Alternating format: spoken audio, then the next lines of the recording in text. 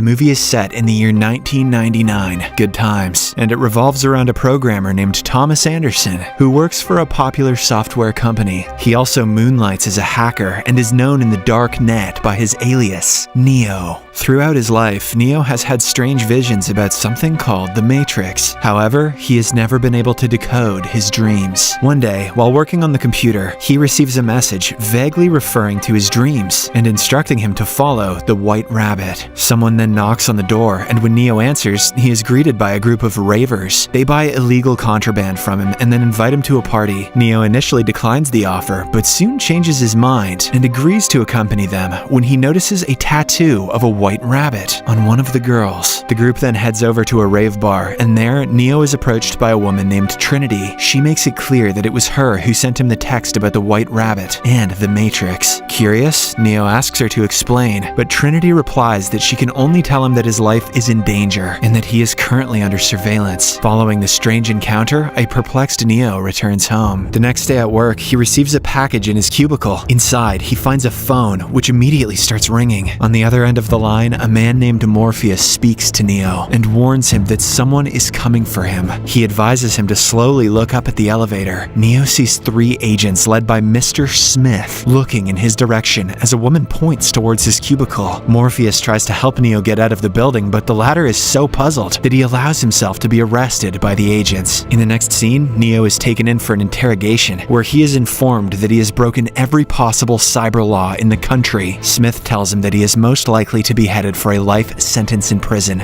but there's a way out of this. He can walk out a free man if he helps the agents in nabbing Morpheus, the man who contacted him earlier. Smith describes Morpheus as the most dangerous terrorist alive. However, Neo refuses to comply and asks to speak with his lawyer. Smith then tells him that there's no use of calling if he can't utter a word. Just then, Neo's lips become fused together out of nowhere, and he is slammed on the table by the agents. Then, a shrimp-like probe is implanted in his belly button.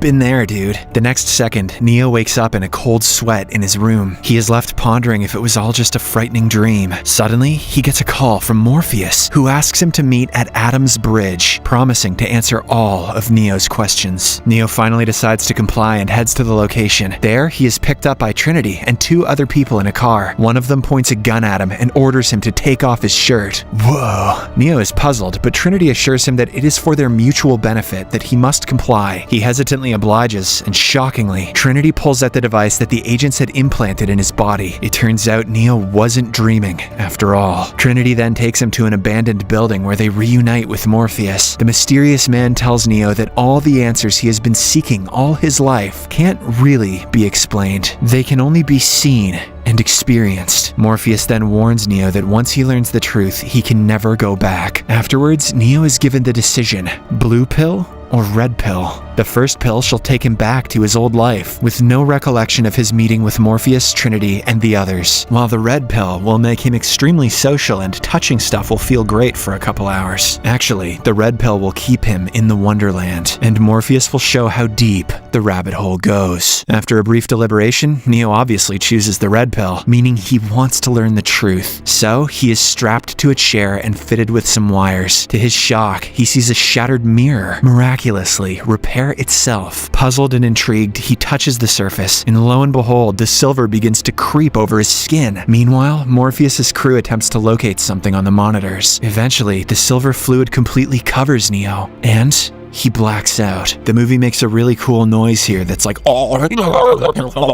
He then wakes up in a pink embryonic pod, hairless and naked. There are several black tubes attached all over his body, like he has become some sort of a lab rat. After a while, Neo emerges from the pod and shockingly learns that he is surrounded by tower after tower of pods, all filled with humans. Soon, a hovering robot nurse spots him moving, and he is swiftly discarded into the gutter. Countless human lives reduced to the function of mere batteries for the machines. As Neo is about to sink in the waste, a hovercraft appears and he is hauled into the ship's cargo bay. To his relief, the craft belongs to Morpheus, and he reunites with him and his crew, now clad in simple hand-knit garments. As Neo begins to lose consciousness, Morpheus says, "Welcome to the real world." Neo's muscles have atrophied after apparently having been in a state of coma his entire life. He also experiences pain in his eyes, which is due to him having never used them before. 4. Therefore, Morpheus and his crew spend the next few weeks treating his body. One day, Neo finally gains consciousness. He is fully clothed and has grown some hair on his head. Morpheus then appears and informs him that they are inside his ship called the Nebuchadnezzar. Moreover, it's the year 2199,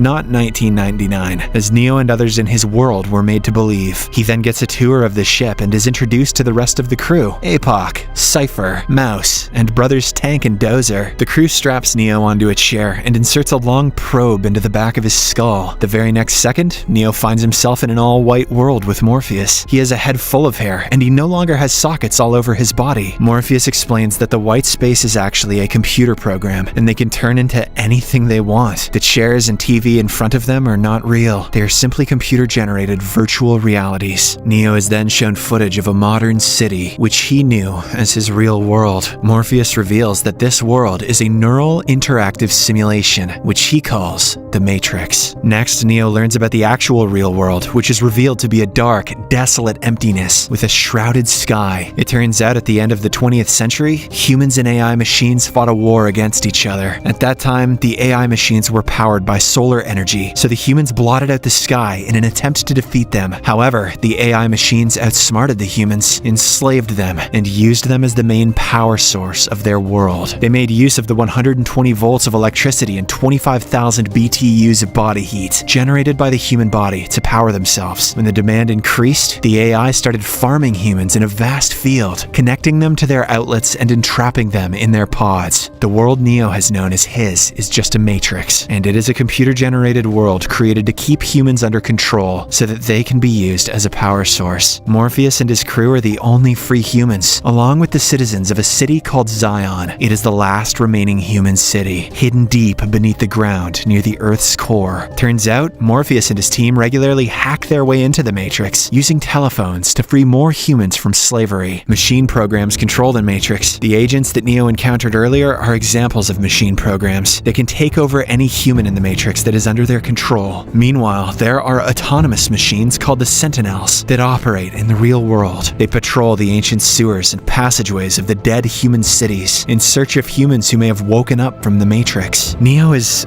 overwhelmed by the revelation, so he pukes and passes out. Later, when he comes to terms with reality, he is taught a series of martial arts techniques, including Taekwondo, drunken boxing, and Kung Fu. I know Kung Fu. I know crochet. I know how to play Fortnite. I know how to be obnoxious about craft beer. In a matter of hours, with the help of computer simulation, Neo's performance amazes Morpheus, and he is reminded of a prophecy made by someone named the Oracle, who prophesied that Neo will free humankind from machine slavery. Next, Neo learns how to free his mind and jump from one building to another in the Matrix. He is warned that if he dies inside the Matrix, he will also die in the real world. That day, a sentinel comes close to detecting their presence, but the crew manages to hide in the huge sewer system by disabling their power. The following day, Morpheus, Trinity, Apoc, Switch, Mouse, Cypher, and Neo go inside the Matrix to meet the Oracle. However, on their way to the destination, Cypher secretly discards his cell phone for some reason. The group eventually arrives at the Oracle's home, and it turns out that she raises potentials, a group of children who possess specific qualities of enlightenment and awareness. When Neo introduces himself to the Oracle, she surprisingly tells him that he is not the one, and one day he will have to choose to save either Morpheus or himself. Later, when the group proceeds to head back, they are ambushed. It turns out that Cypher sold them out. He had gotten tired of fighting for the liberation of humankind, so he now wants to go back to his ignorant yet blissful life in the Matrix. The agents spray the group with bullets, and it results in Mouse's death. Tank manages to help the rest of the crew escape through the walls. However, they are soon spotted by an agent, so Morpheus sacrifices himself so that the others can escape. After a bit of a scare, Trinity and the group manage to escape, but Cypher returns to his real body back in the Nebuchadnezzar. Before them, he immediately kills the unsuspecting Tank and Dozer before starting to unplug the crew in the real world one by one. However, before he could get to Trinity, Tank, who has somehow survived the attack, gets up and shoots Cypher dead. In the next scene, Trinity and Neo safely make it back to the ship, while Agent Smith interrogates Morpheus about the city of Zion. Afraid that Morpheus will spill their secrets, Tank suggests unplugging him, but Neo says no. He remembers Oracle telling him that he is not the one, but he can choose to save Morpheus. Hence, Neo decides to bring back Morpheus by sacrificing himself. Trinity is impressed by his determination, and she decides to join him as well. After arming themselves with a plethora of weapons, the two head to the building where Morpheus has been kept. They shoot their way past the guards and make their way to the lift. They then climb to the top of the building through the cable and blow up the lobby with a bomb. On the roof, they are attacked by police, who are remotely controlled by the agents. A long battle follows, but Neo eventually manages to neutralize the police and board their chopper along with Trinity. The pair fly the helicopter and hover it around the floor where Morpheus has been held hostage. They then open fire at the agents, compelling them to take shelter. Morpheus uses this opportunity to escape and jump towards the chopper. Meanwhile, Neo immediately ties himself to a rope and jumps out to catch Morpheus. They get hold of each other, but the agents manage to sabotage the helicopter, so the two are forced to jump on top of one of the buildings. Meanwhile, as the chopper crashes, Trinity grabs the rope and jumps. Neo quickly saves her, and seeing this, Morpheus exclaims, "You are the one." Neo reminds him about their last encounter with the Oracle, but Morpheus replies that she told him exactly what he needed to hear. Reverse psychology never fails. Following this, the three quickly rush inside a subway and locate a telephone booth. Morpheus and Trinity manage to escape, but Neo is confronted by Agent Smith. Left with no choice, he decides to take on the deadly agent, resulting in a brutal fight. As expected, Smith overpowers our hacker boy with his nearly invincible moves. Not even the fabled throat flicks can take him down. He throws Neo into the train tracks and puts him in a headlock. Soon, the train approaches, but Neo somehow backflips off the tracks, leaving the agent to die. However, Smith takes over another human and starts chasing Neo. At the same time, the Nebuchadnezzar comes under attack from the Sentinels. Tank and the crew prepare to launch an electromagnetic pulse against them, but they can only do so once Neo returns. Meanwhile, the latter evades attacks from Smith as he is guided by Tank into a building. Unfortunately, just as he enters room 303, the agent catches up to him and shoots him several times in the heart, killing him instantly. The situation is even worse at the ship. The Sentinels have begun tearing the place apart. With time running out, Trinity becomes emotional and leans over Neo's lifeless body, confessing that the Oracle had prophesied